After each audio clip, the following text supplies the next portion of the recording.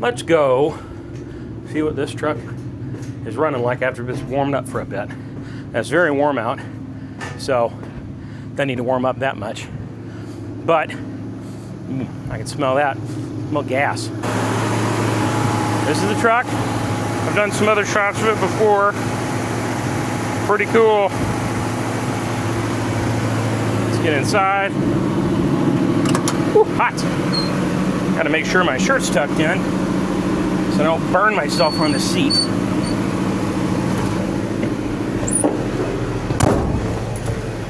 Oh man, that's hot. Man, that's really hot. Okay. All right. I'm gonna turn it down a little bit so you can see what I'm doing while I'm driving. That's first. That's second. And that is a vacuum regulated 2-speed rear end, which we're not going to use. Let's see.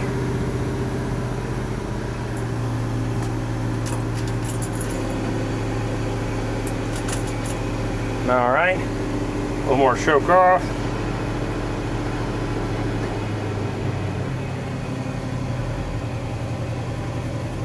I mean, that's buttery smooth. All right, let's see if it's gonna idle down now to where it wants to stall.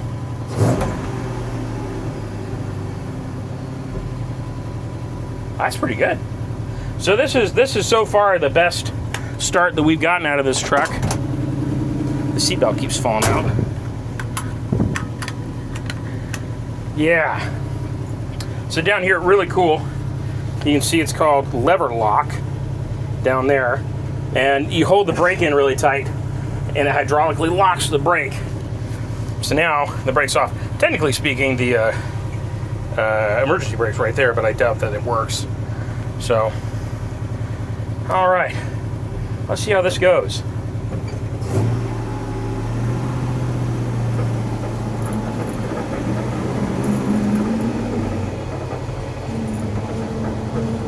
So I bought this truck 3 or 4 days ago.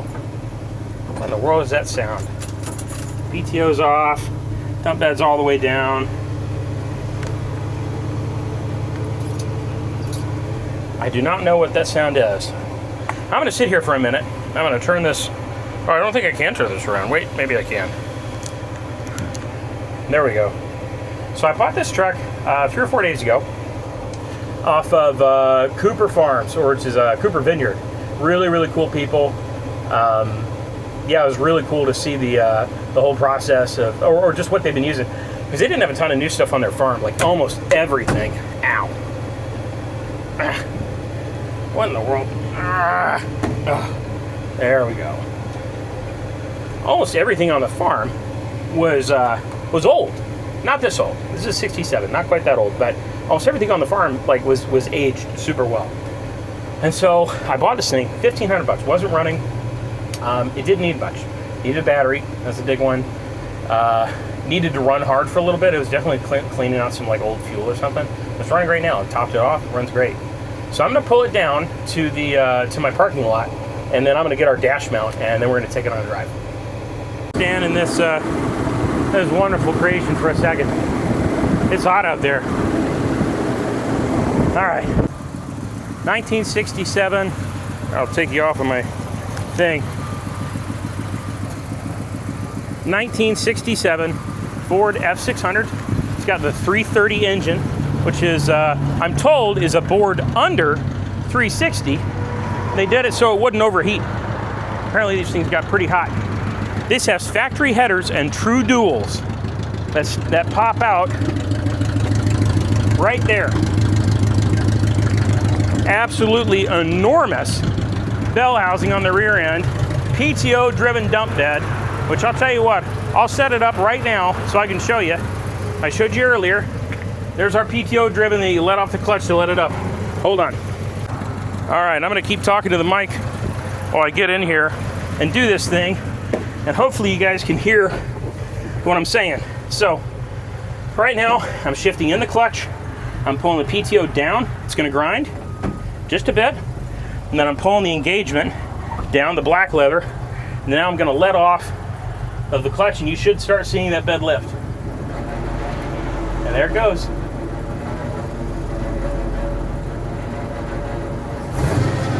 you rev it up.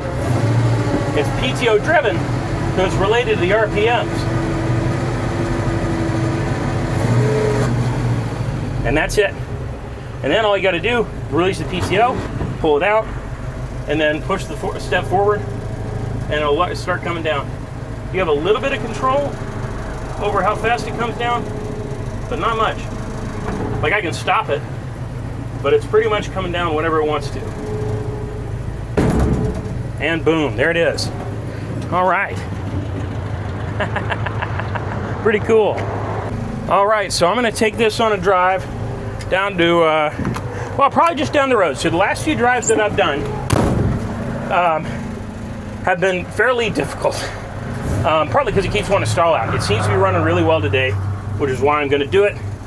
Choke off, second gear. Everything is getting finally cool enough to maybe touch it. Let's make sure we don't hit Bo's car. We're gonna clear it.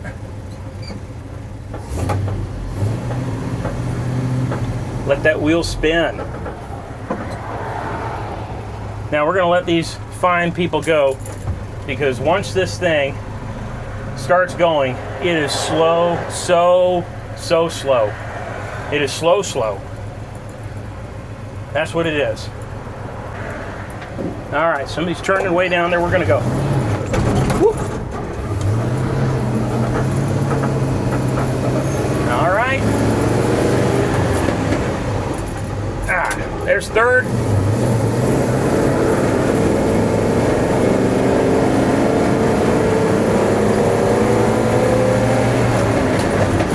There's fourth, and you can hear it backfiring like crazy.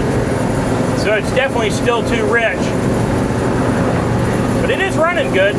This is probably one of the better drives that I've had out of this thing. But man, once you hit fourth, there's just nowhere to go. Just absolutely nowhere to go. You know, it's crazy. This thing is road legal. This has been maintained the registration's been maintained. It's got 2026 tags on it. It's pre-smog, so you don't ever have to smog it. But wow, I mean, you can hear it, and it's got mufflers on it. It's this loud with mufflers.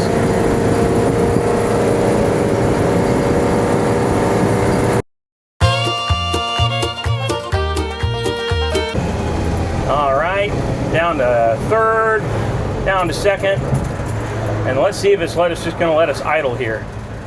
It is. Okay, this is going great so far.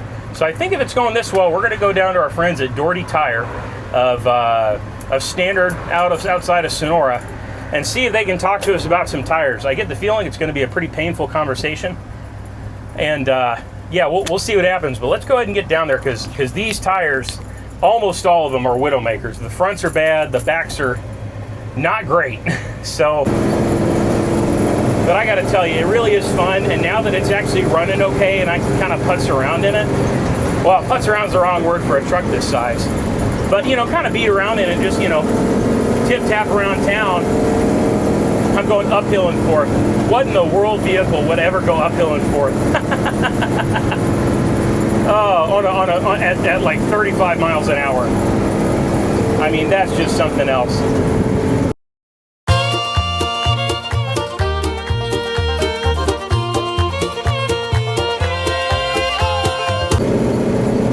You know, it's always funny to me is nobody, like, some people just don't even look twice at this. And I get it, but I don't get it. I mean, I get it, not everybody's into cars. I don't get it, because this thing's so cool. And it's just so out of place, too. All right. Take our big turn. That downshift to second. Get in there.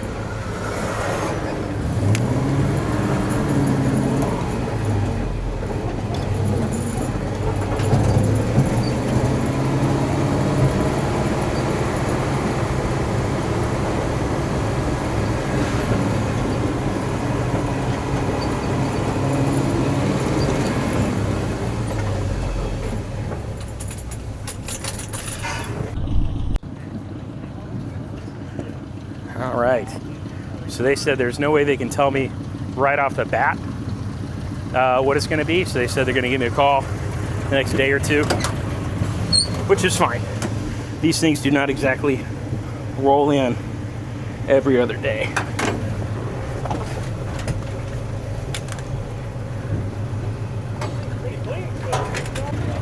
Yeah, so this came off of Cooper Farms. Let me take a picture of the whole Sure, setup. yeah. And I'll talk to my boss and see what we can do. Okay. All right, You're not thinking I'll hear from you today, are you? No. Okay.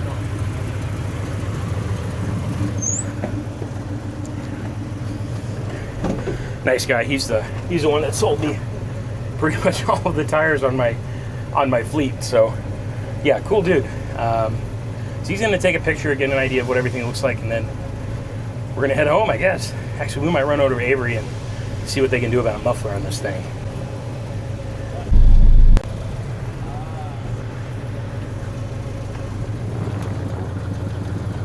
What do you think? I'll talk to my boss to see if he's willing to do that. Because what's on the back are Widowmakers. What's that? How does that work? It's like it's a pain in the ass. Okay. It's like a 4-piece wheel almost. A 4-piece wheel. It's like yeah. Okay. Is there any such thing as replacing the wheels on this thing? There is. Yeah. Where you probably get away with the most common, like 22.5s or like 20. Yeah. We're off of like an Isuzu or something? Yeah. I've heard about that. People putting like NPR wheels on them. Yeah. Because I Okay. can talk to him.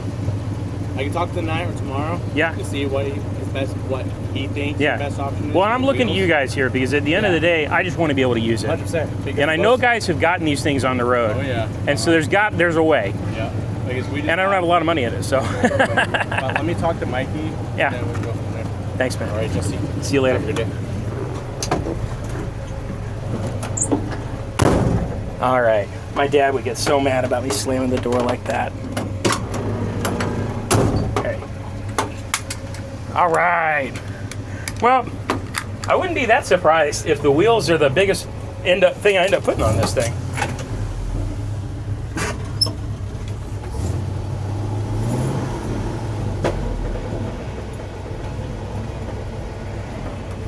Reverse is so low in either of the rear ends that you really just let off the clutch and let it creep. Wonder if I can start off in third. I'll check in. I can.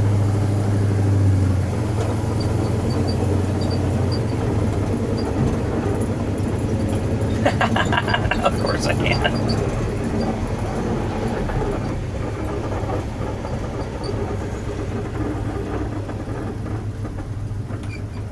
Oh.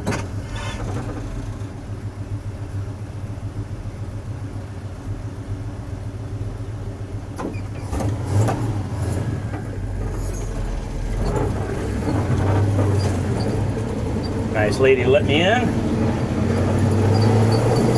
So I should have a little bit more run time with third gear here.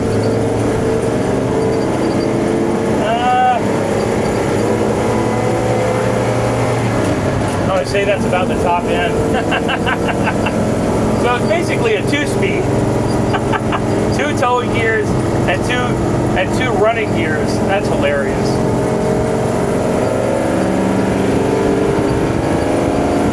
But listen to that.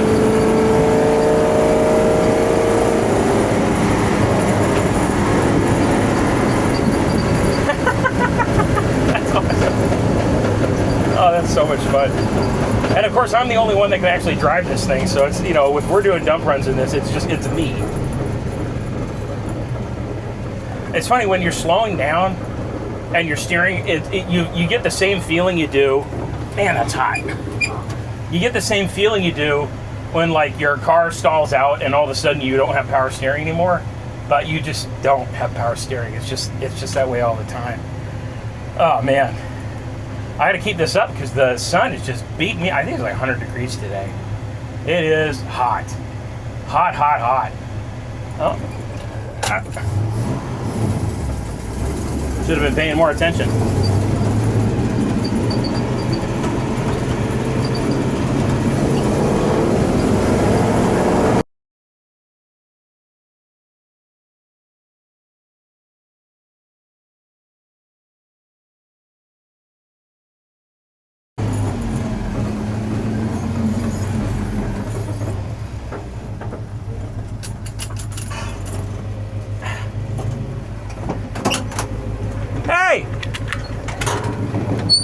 like it? Want to put a muffler on it? Want to put more mufflers on it? So cool. Thanks. Oh, the answer is yes. Come on. Come on.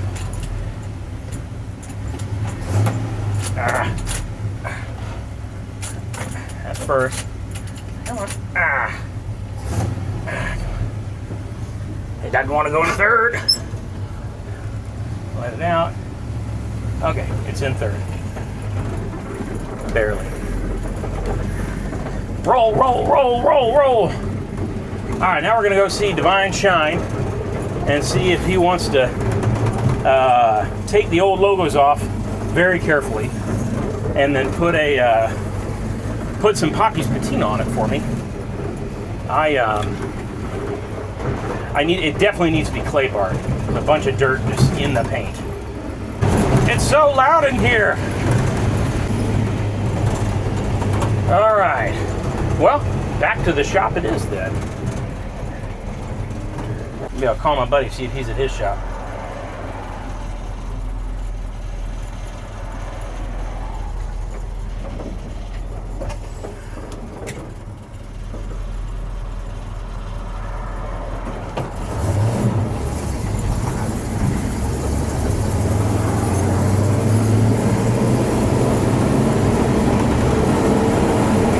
Hey man, you at your shop? Can I show you something? I'll be there in a minute.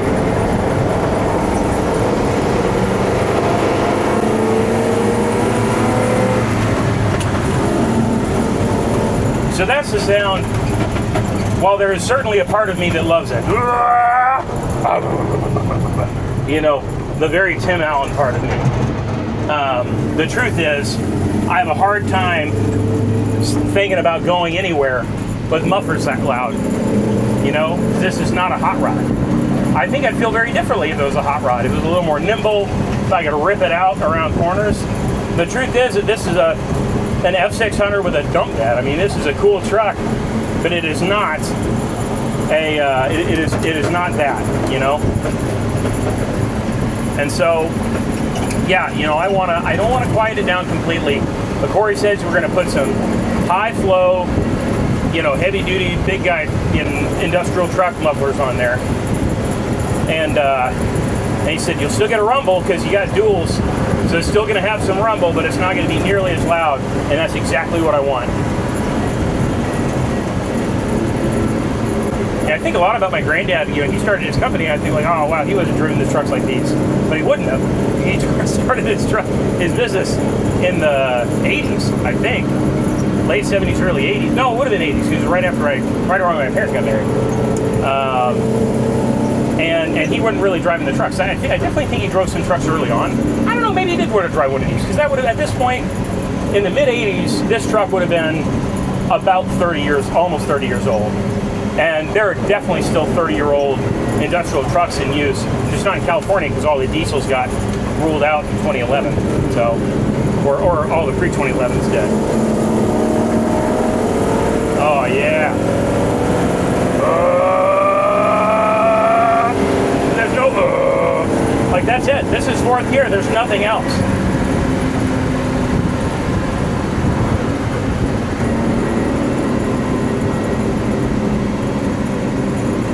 There's nothing left. When you're driving this fast, you can drive it with one hand, sort of. You can't turn it with one hand because the rotations are so big.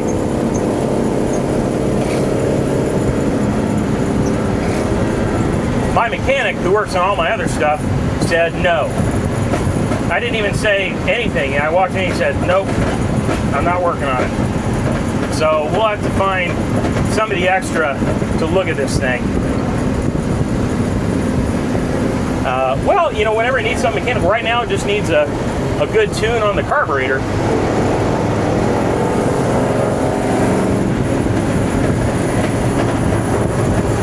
Woo. Woo. It's so big.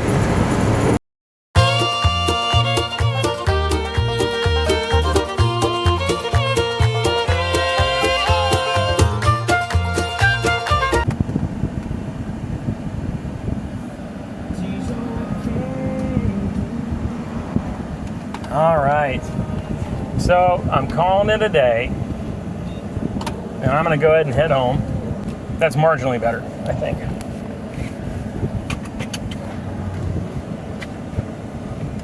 All right. So people talk all the time about how old cars are better to drive or better than new cars. And to some degree, I can agree with parts of that statement. I can agree that older cars tend to be a lot cooler than newer cars, or they tend to have, or feel like they have a lot more character. But of course, the thing that gives them character is being old, right? Like no car pops out of the factory. That's not true. There are a few cars that definitely had factory character, like came right from the factory, like that thing's cool, like the TR6. But outside of that, not a ton of stuff comes from the factory being like overwhelmingly cool or overwhelmingly full of character. There are a lot of cars, I mean, I can admit that like in the 70s there was this muscle car area, and those cars had a lot of character right off the line. But people definitely feel like they have more of it now. And so what they always say is like, oh, old cars are better to drive, and I especially hear it in the truck space. Old trucks are better to drive than new trucks. Old trucks, old trucks, old trucks. And it's only kind of true. And I'm saying this is somebody that daily drives a 2017 F-150, which I actually don't like that much because the 3.5 NA, not the turbo EcoBoost, and so it's pretty slow. But a 2017 F-150, I had a 22 Nissan Frontier before this. I also have an 03 Excursion. I had an 01 F-250. I had a 97 F-150. And now, of course, I have way back a 67 F600. And before I bought the F600, I test drove a bunch of late 60s F250s. And the truth is that I will not be driving my Excursion every day. I will not be driving, I don't think anybody would drive an X600 every day, given the option. But even after just a couple days ago, I drove a really clean and a really well-running 68 Camper Special. And, you know, it was fun. It was a lot of fun to drive down the road. It ran really well. It was a C6. It was geared right for it. It was probably like, I think it was like 370 something, 373s maybe. I can't remember what it was. But it was geared right for what it was. And I still wouldn't drive it every day because it's one big bench seat. There's not a lot of adjustment. It's pretty bouncy. There aren't many amenities. That truck didn't have AC. You know, it's a very cool truck. It's the kind of truck that you like want to drive around the lake on a weekend. You know, it's like it's fun for that kind of thing. And that's what those vehicles are meant for. Like this F600, it is meant to be a parade vehicle now. It used to be a really hard-working truck, 100%. Now it is meant to be a truck that gets used in parades a couple times a year. And on our side of things, it's something that is meant to be used for a dump run vehicle because we're pretty close to the dump. That's what that truck's supposed to be. It is not supposed to be a tow pig. And there's even one guy that I saw on YouTube fixing up an F600. He has this like 1930s Peterbilt or something sitting on top of a much newer truck frame. And he gets it, right? The idea is that, hey, I want something that looks old, but doesn't feel old. And, you know, I had this grandeur idea when I got the F600 that I was going to turn it into my badass tow pig. Like, I'm going to show up with this thing, you know, I'm going to show up in this thing with a 40-foot gooseneck behind me picking up all these cool cars. No, absolutely not. I am never going to do that. I don't think that truck's ever going to leave town. If it leaves Sonora, I would be amazed.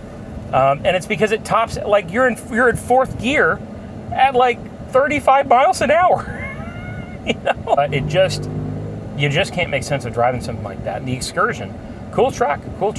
But that era of F250 seats are not great for somebody with a bigger butt. You know, it's just not a comfortable truck. And on top of that, it's got some issues. It's a 6.0. It leaks. You know, I'm a professional contractor. I can't have stuff leaking on people's driveways. You know, and that's not to say that I wouldn't drive the right older vehicle every day. But I think it's kind of ridiculous to look at a newer truck and say those are worth it to drive. You can say I don't like computers. That's super fair. I don't have this truck doesn't have a touchscreen, which I love.